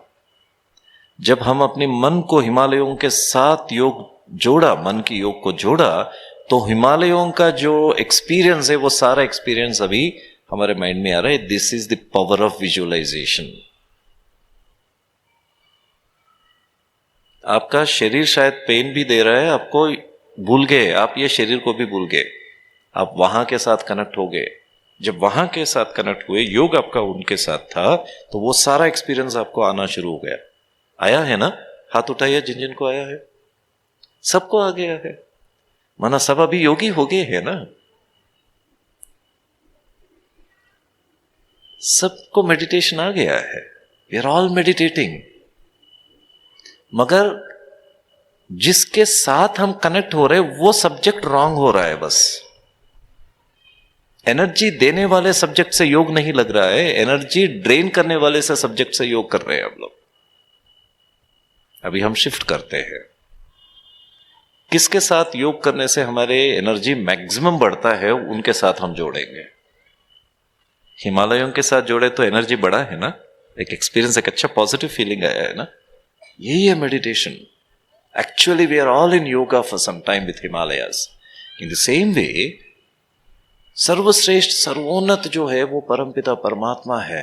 उनके साथ मन को जब हम कनेक्ट करते हैं वो राजयोग हो जाता है। जिस योग से हमें सब कुछ प्राप्त हो सकता है वो राजयोग है। जिस योग के से हमारे हृदय शुद्ध हो जाता है, हमारे मन शुद्ध हो जाता है, हमारा संकल्प शुद्ध हो जाता है, शक्तिशाली बन जाता है, वो राजयोग है। मां के साथ योग है तो मातृयोग है, पिता के साथ है तो पितृयोग है, परमात्मा के साथ होता है तो परम योग है। परम योग में परम शक्ति की प्राप्ति होती है। ये आपको करना है, करना चाहते हैं आप इसको जीवन में एक भाग बनाना चाहते हैं, आपका एक सोर्स बनाना चाहते हैं। ये इतना ही आसान है जैसे कि हिमालयों का योग। हिमालयन योग आसान है ना, इसमें कुछ मुश्किल हुआ? कंसंट्रेट करने में किसी को तकलीफ हुआ? क्यों? क्रिएटिव था। क्यों? क्योंकि वो एनर्जाइजिंग था, विजुअल था। इसी प्रकार से राजयोग में भी हमें कुछ ऐसी विधान या ऐसे प्रोसेस के साथ कनेक्ट कर देता है जो हम सिस्टमैटिकली हर चीज को समझ जाते हैं और उसके साथ कनेक्ट होते हैं। हाँ, योग के लिए ज्ञान बहुत जरूरी है, मतलब प्रोसेस को जानना बहुत जरूरी है। आप प्रोसेस को जानेंगे तो अप्लाई करना आसान होगा।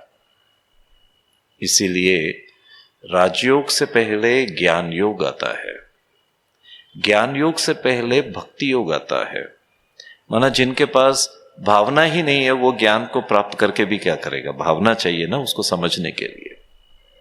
भक्ति योग, ज्ञान योग, फिर राजयोग। दोनों के बीच में आ जाता है कर्म योग, कर्म के साथ उसको जोड़ना।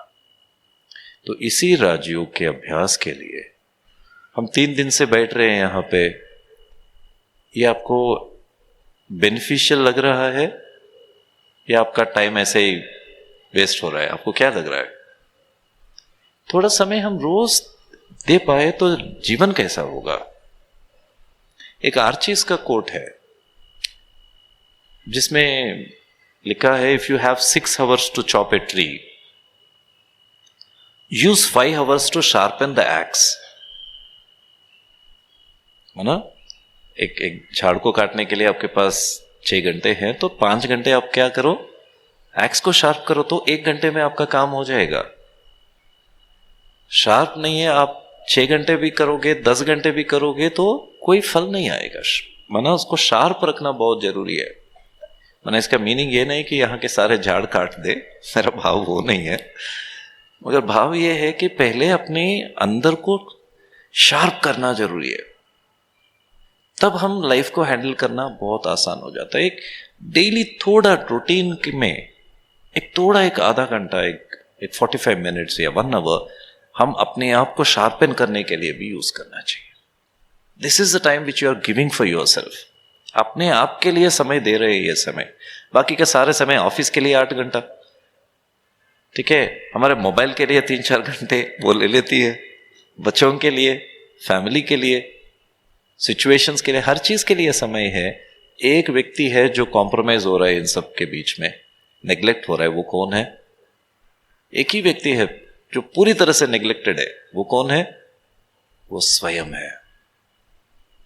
हमें हर चीज के लिए समय है मगर स्वयं के लिए समय नहीं दे पा रहे।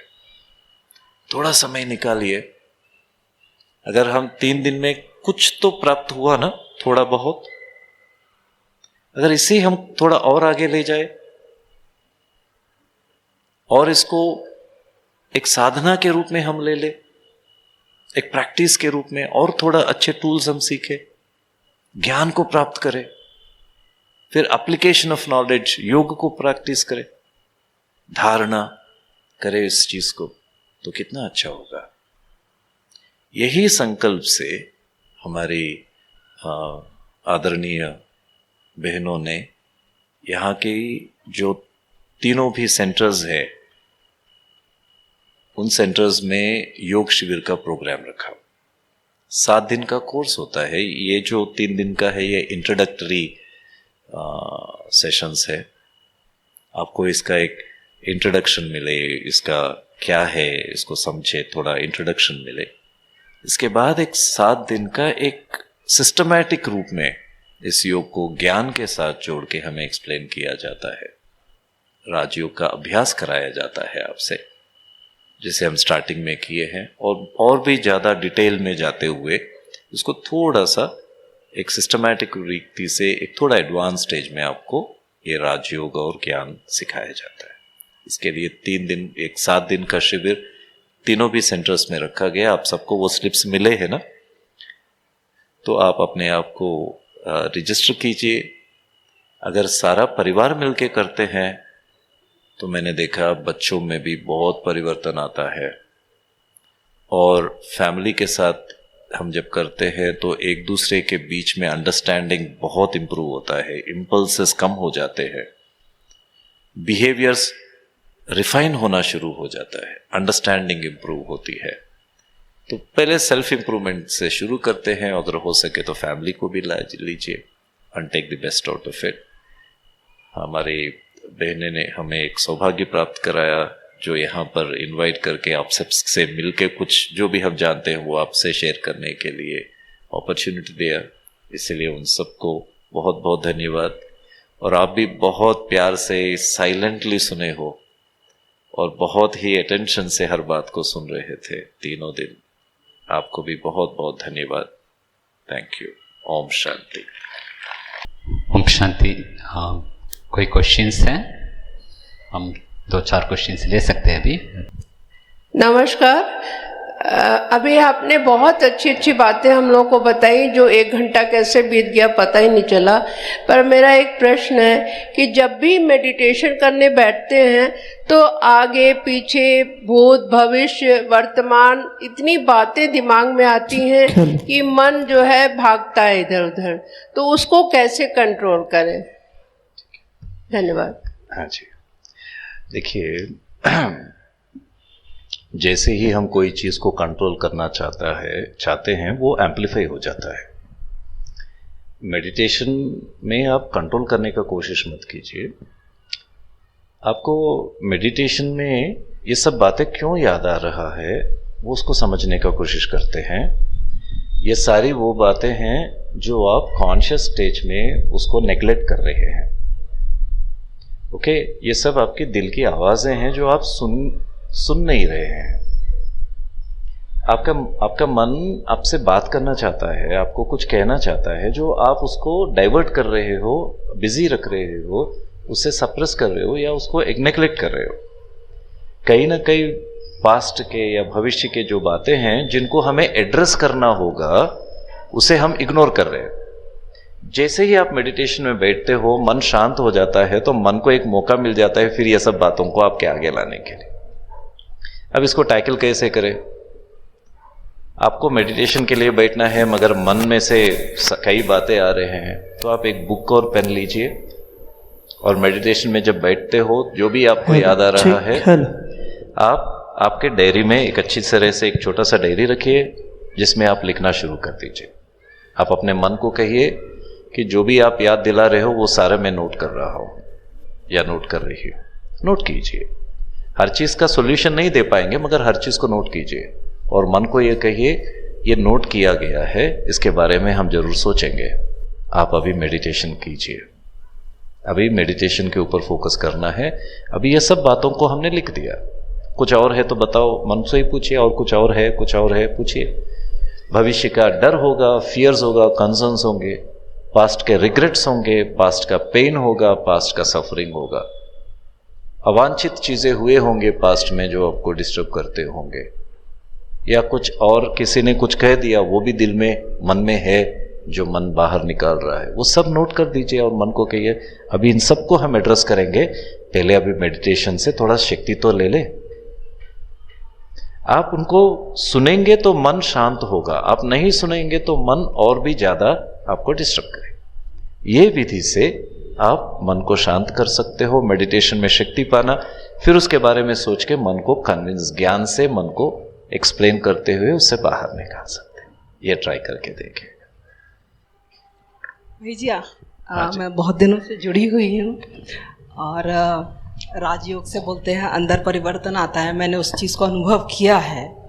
लेकिन क्या उससे हमारे सराउंडिंग में भी चेंजेस हमने देखे हैं, परंतु कभी कभी ऐसी सिचुएशंस आती हैं जैसे हम बोलते हैं हर आत्मा का एक जर्नी है, वो उसी हिसाब से चल रही है जैसे हमने तो स्वीकार लिया है, परंतु परिवार के सभी लोगों को वो चीज़ को समझाना या उन्हें एक, मेरे 2 छोटे बच्चे हैं सर, मैं उनको कंसंट्रेट करके क्वेश्चन कर रही हूँ। कभी कभी बड़ों को ज़्यादा क्रोध आ जाता है उनके ऊपर, या बच्चों ने ऐसा करना चाहिए, इनको इतना भी नहीं है क्या, उस चीज़ को कैसे करूँ? तब मतलब मुझे भी फिर ऐसा लगता है कि इनको क्यों नहीं समझ। देखिए, इसमें योग का अभ्यास आप कर रहे हो, परिवार के दूसरे सदस्य नहीं कर रहे हैं ना। आप में जो परिवर्तन आ रहा है आपका रियलाइजेशन के द्वारा, आपके अंडरस्टैंडिंग इंप्रूव हुआ है तो आप में परिवर्तन आ रहा है। उनमें वो परिवर्तन इसलिए नहीं आ रहा है क्योंकि उनका बिलीफ सिस्टम अलग से बना है। आप थोड़ा सा फर्क आएगा, आपको ये लगेगा कि वो भी परिवर्तन हो जाए, वो भी जैसे मैं समझ गई हूँ वो भी ऐसे समझे, तो बच्चों के साथ अच्छा व्यवहार करे और वो डिस्टर्ब ना करे, ये अच्छी बात है। बच्चों को डिस्टर्ब नहीं करा, वो खुद भी खुद भी है। जब तक हम खुद डिस्टर्ब नहीं होते हैं, हाँ। तब तक हम किसी और को डिस्टर्ब नहीं करते हैं। ये बहुत सूक्ष्म बात है। जब तक हम डिस्टर्ब नहीं होते हैं तब तक किसी को भी डिस्टर्ब नहीं करते। किसी को डिस्टर्ब कर रहे हैं उसका मीनिंग यही है कि हम पहले डिस्टर्ब हुए हैं अंदर से। देखिए, एक होता है प्रत्यक्ष रूप में वो खुद करना, दूसरा होता है आपकी शुभ भावना से आप वो मेडिटेशन में जो आपने एनर्जी ली, आपने जो शक्ति ली, उस शक्ति को, वो वाइब्रेशंस को सारे घर में फैलाइए। आपकी भावनाओं में जो शक्ति है वो आपकी वचन से भी ज्यादा शक्ति आपकी भावनाओं में है। आपका सोच में जो शक्ति है, आपकी दृष्टि में जो शक्ति है, आपकी शुभ भावना में जो शक्ति है, कभी कभी वो शक्ति हमारे वचन में भी नहीं आ सकता है। आप उनके प्रति ये शुभ भावना रखिए, ओके। और कभी भी हमें समय देकर के किसी को हेल्प करना चाहिए। जब वो उनकी एनर्जी स्वीकारने की एनर्जी में नहीं है तब कुछ नहीं बोलना चाहिए। जब वो काम है, स्थिर है, लेने की क्षमता में है, उस समय वो भी करेक्शन के रूप में नहीं, वो भी इंस्पिरेशन के रूप में ही हमें उनके आगे रखना है। पर भाई जी, कई बार होता है मैं घर में सबसे छोटी हूँ, मैं अपने भैया को या किसी को कुछ बोलूँ, हाँ, तो उनने भी तो एक्सेप्टेंस होना चाहिए। ये क्वेश्चन हम ऑफलाइन भी ले लेंगे, फिर नेक्स्ट क्वेश्चन लेंगे। ठीक। गुरुजी, मैं ये जानना चाहती हूँ कि अगर हम मेडिटेशन के लिए बैठे हैं और फैमिली मेंबर कोई भी डिस्टर्ब कर रहा हो, तो अगर मेडिटेशन छोड़ दे तो इससे दुष्प्रभाव भी हो सकते हैं, इसकी नहीं है? बिल्कुल दुष्प्रभाव नहीं होगा, याद रख के पूरी तरह से बिठा लिए अपने मन में। ये कोई एक व्रत नहीं है जो व्रत को बीच में छोड़ दिया तो कुछ दुष्प्रभाव होगा। ये प्यार से आप परमात्मा को याद कर रहे हो, ओके। इसका कोई दुष्प्रभाव नहीं होगा। बीच में आप रोक दिए, कोई कारण डिस्टर्ब हुए, कोई बात नहीं है, फिर वहां से फिर स्टार्ट कर दीजिए। कोई 1% भी दुष्प्रभाव नहीं होगा, ये याद रख लीजिए। धन्यवाद भाई जी। और भी कोई क्वेश्चंस हैं? फर्स्ट सेशन में हमने डिस्कस किया था कि कर्मा जो होता है वो ट्रांजैक्शंस की तरह होता है एंड उसका फल मिलता ही है। तो हम लोगों ने सीखा अभी तक ब्रह्मा कुमारीज में कि अगर कोई हमारे साथ कुछ गलत करता है, हम उस कार्मिक अकाउंट को सेटल कर सकते हैं अपनी साइड से ब्लेसिंग्स दे के, लेकिन अगर हमसे कुछ गलतियाँ हुई हैं तो वो हम कैसे सेटल कर सकते हैं? ठीक है, हमें एक चीज समझना होगा, हमारा पास्ट के ऊपर आज हम परिवर्तन हुए हैं, आज हमारी भावनाएं बदली है, मगर हमारा पास्ट हर एक का अपना एक अतीत है। इस अतीत में कुछ ना कुछ गलतियां भी हुई होगी, हमारे कारण जो भी इफेक्ट हुए हैं उनके प्रति हम शुभ भावना रख सकते हैं, ओके। आपका एक मेंटल डायलॉग हो सकता है, कभी कभी वो व्यक्ति आपके प्रत्यक्ष हो या परोक्ष हो या कहीं पर भी हो दुनिया में, पता भी नहीं हो कहाँ पर है, आप उनके प्रति भी आपके शुभ भावना रखिए। एक प्रकार की दिल से आप अपना पश्चाताप कर सकते हो, प्रायश्चित कर सकते हो, परमात्मा को जब मिलते हो उस आत्मा के लिए योगदान, शक्ति दान भी कर सकते हो, उससे भी आपका कर्मिक अकाउंट काफी हद तक सेटल हो सकता है। ठीक है। So first of all, thank you very much. The sessions were wonderful. धन्यवाद। So my question is regarding our work or even in our personal life, there is a wandering of mind when we pick up some work.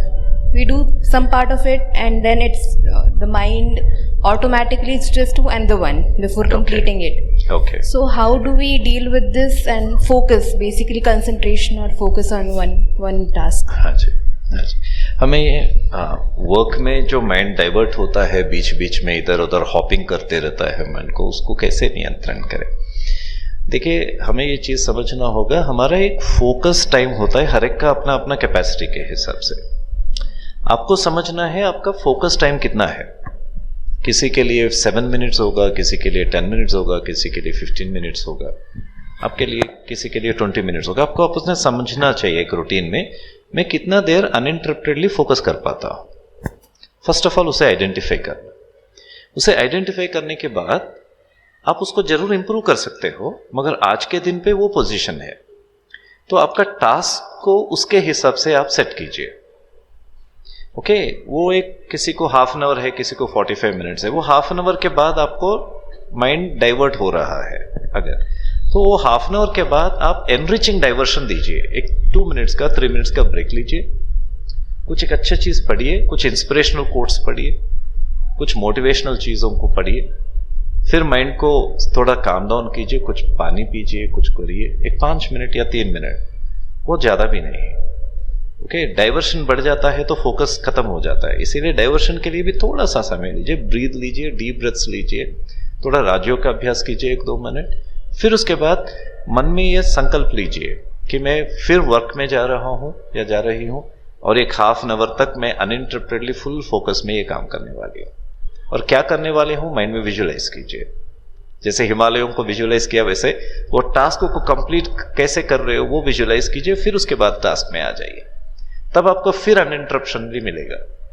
इस प्रकार से बीच बीच में जो space की जरूरत है mind को, वो स्पेस देते हुए अगर आप माइंड को ट्रेन करेंगे, फिर ये 20 मिनट्स हाफ एन आवर बनेगा, हाफ एन आवर 1 आवर बनेगा, 1 आवर 2 आवर्स बनेगा, ऐसे ऐसे आप इंप्रूव हो सकते हैं। ओम शांति। भाई जी, 3 दिन में हमने भक्ति योग, कर्म योग, ज्ञान योग पर चर्चा की। मेरा प्रश्न छोटा सा कर्म योग के बारे में है। हमें ये कैसे पता चलेगा कि हमारे कर्म, जैसे दादी लोग बोलती है चुकतू हो रहा है, सेटल हो रहा है या नया क्रिएट हो रहा है? क्योंकि कर्म तो हम हर वक्त करते रहते हैं। अगर सेटल हो रहा है तो फिर तो ठीक है कि मुक्ति हो जाने वाली है, और अगर नए क्रिएट हो रहे हैं तो फिर हम जन्म मरण के चक्कर में फिर से पड़े रहेंगे। बिल्कुल बिल्कुल, इसीलिए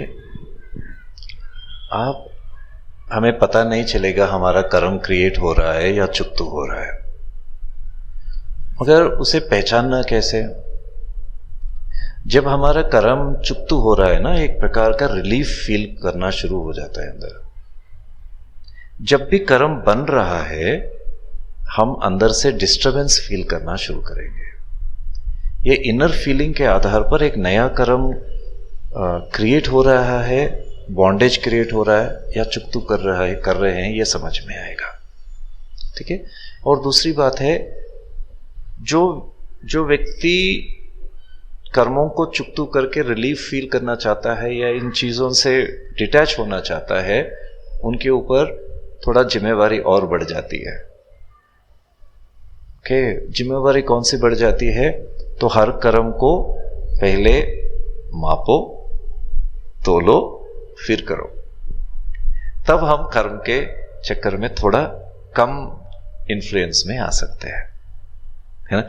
और एक बात है, हमारे हर थॉट, जो भी सोच है, एक फ्रीक्वेंसी क्रिएट करती है, एक वाइब क्रिएट करती है, एक वेव क्रिएट करता है।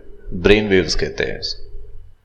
ब्रेन वेव्स कई प्रकार के होते हैं, alpha waves, theta waves, delta waves, कई प्रकार के वेव्स होते हैं। वो वेव्स के साथ हमें एंग्जाइटी में एक प्रकार का वेव्स आ जाते हैं, स्ट्रेस में एक प्रकार के वेव्स आते हैं। जब नींद में होते हैं, डीप स्लीप में, माइंड बहुत स्टेबल हो जाता है, ब्रेन भी स्टेबल हो जाता है। उस समय रिपेयर, नेचुरली बॉडी रिपेयर्स करना शुरू कर देता है। डीप स्लीप में आपको एक डेल्टा स्टेट की एक्सपीरियंस होती है। एक आश्चर्य की बात यह है कि मेडिटेशन की प्रैक्टिस के द्वारा भी हम डेल्टा वेव्स को एक्सपीरियंस कर सकते हैं। हाँ, जब कर्म, ये वेव्स को समझने का हम कोशिश करते हैं ना, तब ये कर्म में वो वेव्स कैसे चल रहे, फीलिंग्स कैसे आ रहे हैं, वो भी हम समझ सकते हैं। वो डिस्टर्बिंग वेव्स है, बहुत फ्लक्चुएटिंग वेव्स है, या फिर भी जब चुकतू हो रहा है तो हम बहुत स्टेबल फील कर रहे हैं, भले उस समय एक्सपीरियंस उतना अच्छा नहीं है, या हमसे कुछ जा भी रहा है, फिर भी हम स्टेबिलिटी नहीं खो रहे, स्टेबल माइंड चल रहा है, तो दैट मीन्स दैट चुकतू हो रहा है। अब वेव्स की बात आ जाती है तो नायर भाई ने जो प्रश्न पूछा वो प्रश्न की ओर चले जाता हूं। नायर भाई एक बात याद दिला रहे थे हमारी जानकी दादी जी का, जो 104 ईयर्स तक, अब इमेजिन कीजिए 104 ईयर्स तक सेवा में डेडिकेटेड थे। मैं उनके साथ यूके गया था एक समय, 1 मंथ रहा उनके साथ, day in and day out, सुबह शाम वो क्या कर रहे हैं सब देखा। मुझे लगा कि मैं थक रहा हूं मगर वो थक नहीं रहे। 104 इयर्स के एज में भी जिस प्रकार से, क्योंकि वो अपनी मन के ऊपर उस प्रकार की नियंत्रण ना कहूं, उस प्रकार की हार्मनी रखे हैं, उस प्रकार मन को अच्छी तरह से चलाए थे ताकि वो ड्रेन ना हो हर जगह। हम एक्चुअली मेंटली ड्रेन होते, फिजिकली कम ड्रेन होते, मेंटली ज्यादा ड्रेन हो जाते हैं। टेक्सास यूनिवर्सिटी वाले जानकी दादी के ऊपर कुछ एक्सपेरिमेंट्स भी किए हैं, उनको उनकी ब्रेन वेव्स को स्टडी करने का प्रयास किए। वो कॉन्शियस स्टेज पे उनको ब्रेन वेव्स के द्वारा कुछ इम्पल्सेस भी देने की कोशिश की, एग्रीवेशंस भी देने की कोशिश की, एंगर जैसे इमोशन भी देने की कोशिश की, मगर हर स्टेज में वो अपने आप को बहुत स्टेबल रखे और उनके वेव्स जागृत अवस्था में भी डेल्टा वेव्स के लेवल पे उनके वेव्स थे। माना राजयोग के अभ्यास के द्वारा जब उनके जीवन में किस प्रकार के अभ्यास थे, वो तो बहुत तपस्विनी है, मगर उस विधि के द्वारा हम भी अपने माइंड के ऊपर, अपने ब्रेन के ऊपर स्टेबल हार्मोनियस स्टेज में उसको हम रख सकते हैं। थोड़ा सा प्रयास करना होगा, सीखना होगा, अभ्यास करना होगा। चलो, ओम शांति।